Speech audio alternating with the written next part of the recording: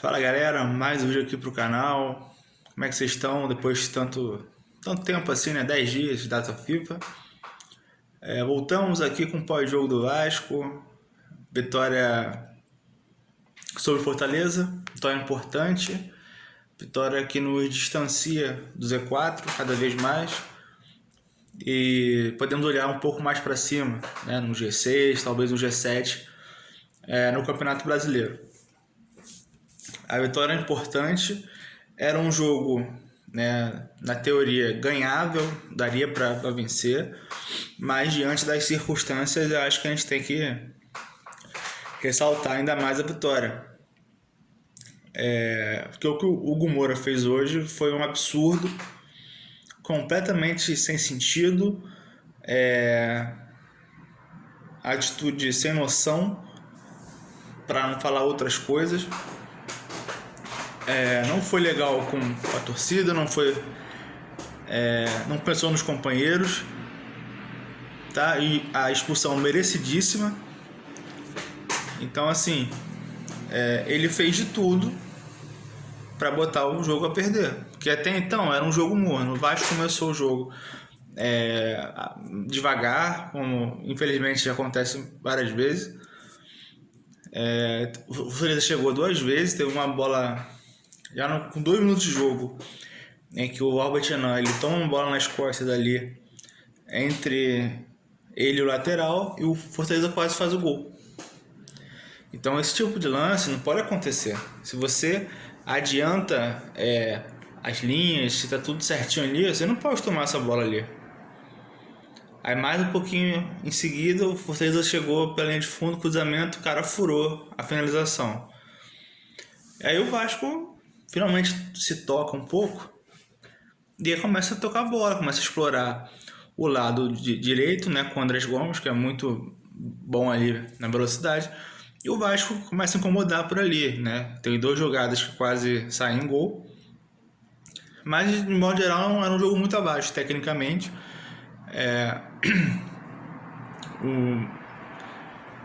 Era uma partida muito estudada, os dois times não estavam querendo arriscar muito, e aí acontece a expulsão, né? Ele nem reclama muito depois que o VAR chama. Ele, né, podia ter dado uma merda muito grande, né? Num jogo, repito, que era um jogo que o Vasco tinha total condição de vencer, pelo adversário, pelo momento que o Vasco tem, pelo time que o Vasco tem, que é melhor que o Fortaleza, né? Então assim, o Hugo Moura sai, o Diniz, ele fecha mais o Andrés Gomes por dentro, para ficar meio junto com o Barros. Ele recua o Tietê, né, que chegou com saída lateral, depois o Barros foi, depois voltou para lateral, loucura, e fez meio uma linha de 5, né, com o Coutinho mais à frente, com o Ryan lá isolado.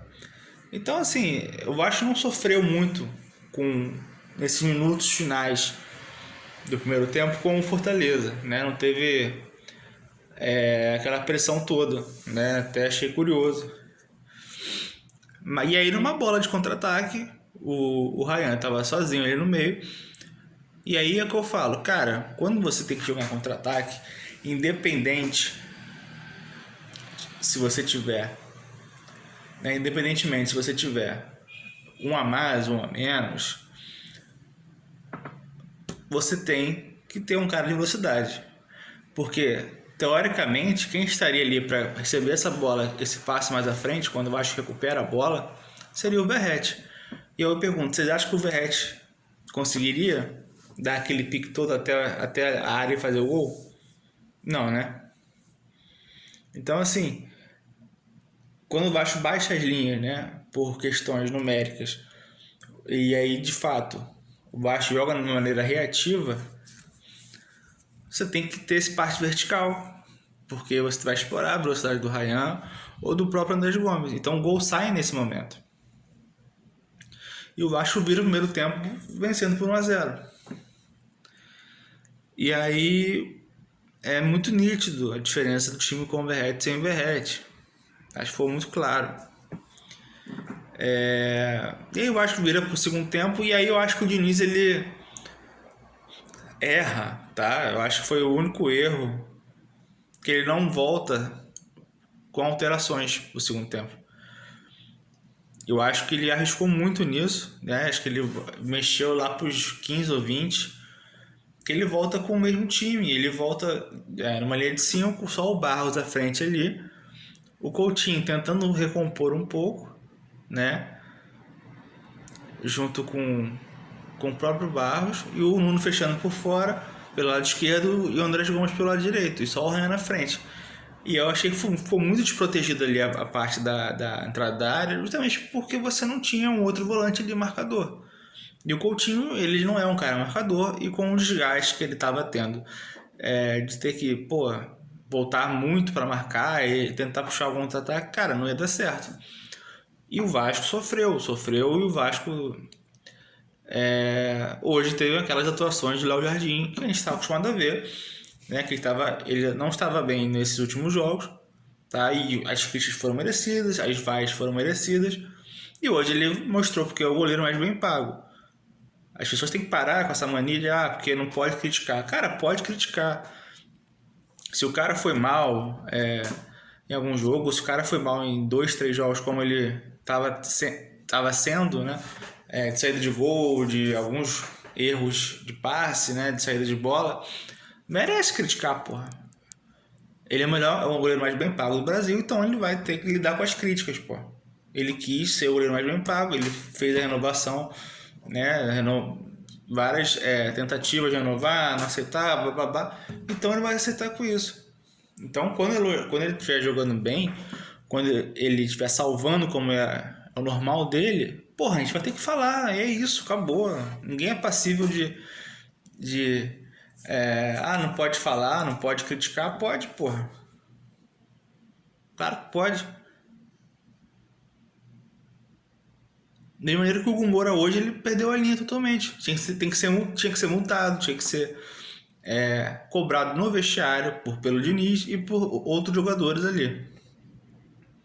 Entendeu? Então é isso. Então assim, a gente sofreu esses minutos, né, por conta dessa não alteração. E ele fechou o gol, né? Contamos com a sorte em alguns momentos. E aí ele resolve mexer. Aí ele bota o Matheus França, ele bota o Tietê ali, bota o Puma, e aí ficam 2 volantes de origem, né? O Vasco ainda sofre, não tanto por dentro, mas essas bolas cruzadas na área, eu acho que não precisava sofrer tanto com esses cruzamentos, e não precisava sofrer tanto com as cabeçadas direto. Acho que essa questão de você conseguir forçar um cruzamento, a área tem que ser protegida, tá? Qualquer chuveirinho. Até achei que ele fosse botar mais um zagueiro para aumentar a estatura do time, mas não ocorreu. E aí quando assim o Vasco não estava conseguindo mais ficar com a bola, não tinha espaço, não conseguia, era só chutão, o Vasco não tinha. Eu falei, cara, já eram uns 30 e poucos, né, do segundo tempo. Porra, o Vasco vai aguentar até o final. E aí o Vasco consegue em um momento sair jogando, né? Consegue segurar uma bola na frente. Aí Matheus França consegue dominar, clareia, Puma e tal, cruza, sobra o David, faz o gol. E aí, aquela coisa. Eu não curto muito usar a expressão saber sofrer, mas nesse caso não tinha como, né? Você com 1 a menos é diferente você ser dominado a partida inteira com 11 contra 11 e não ter saída, né? Não ter, sabe? Mas esse contexto eu achei que realmente aconteceu no segundo tempo. E não tinha como. Da mesma maneira que o Vasco pressionou a beça Vitória com a mais, né? E eles não conseguiram segurar, o Vasco sofreu pra caramba, né? Ainda conseguiu fazer o segundo gol. Que aí eu acho que deu aquela tranquilizada e aquela desmotivada pro Fortaleza.